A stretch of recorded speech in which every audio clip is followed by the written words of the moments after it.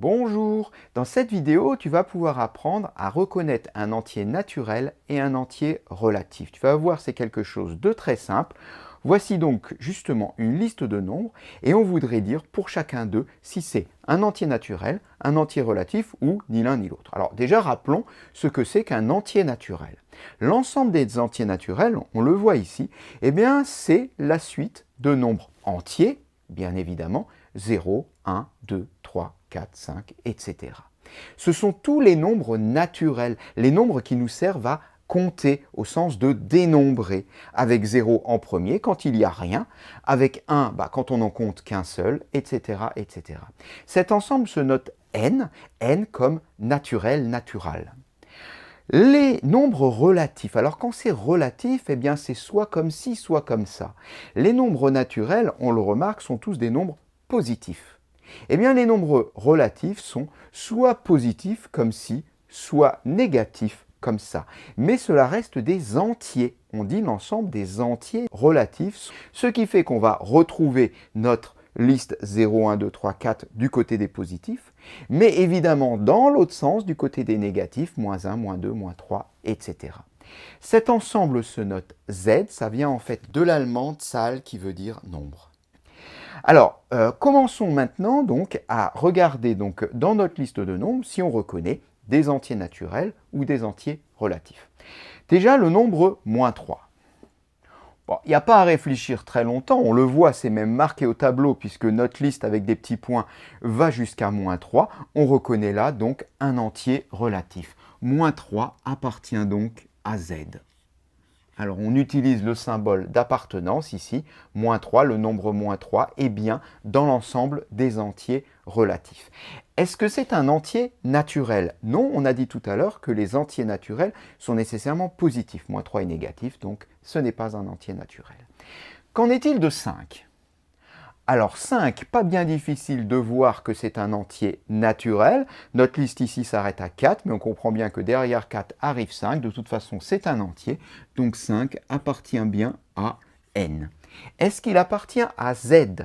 Alors si on y regarde de plus près dans nos deux ensembles, on a remarqué que tous les nombres qui sont dans n se trouvent dans z. On retrouve exactement la série 0, 1, 2, 3, etc.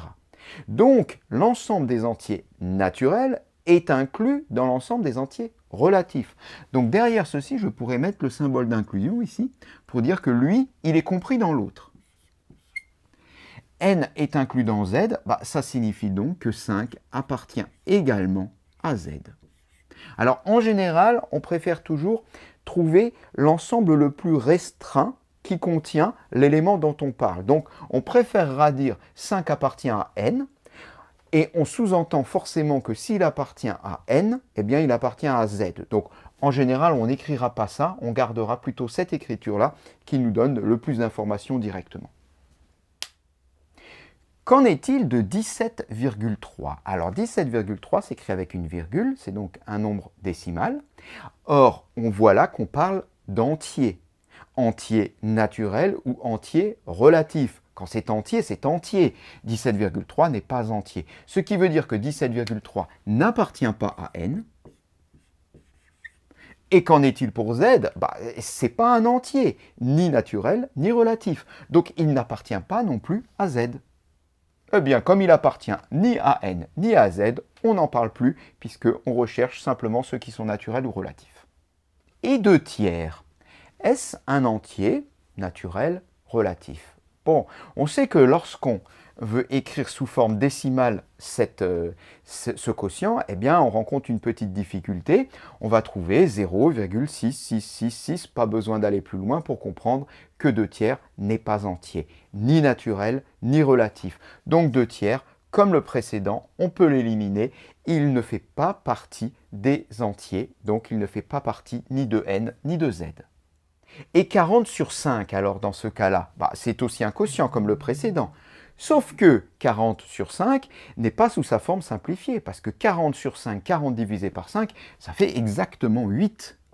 Et là, ça change tout, parce que si ça fait 8, eh bien 8 est un entier naturel, donc 8 appartient à n, donc appartient également à z. En tout cas, celui-ci convient et donc fait partie des entiers plus précisément naturelle.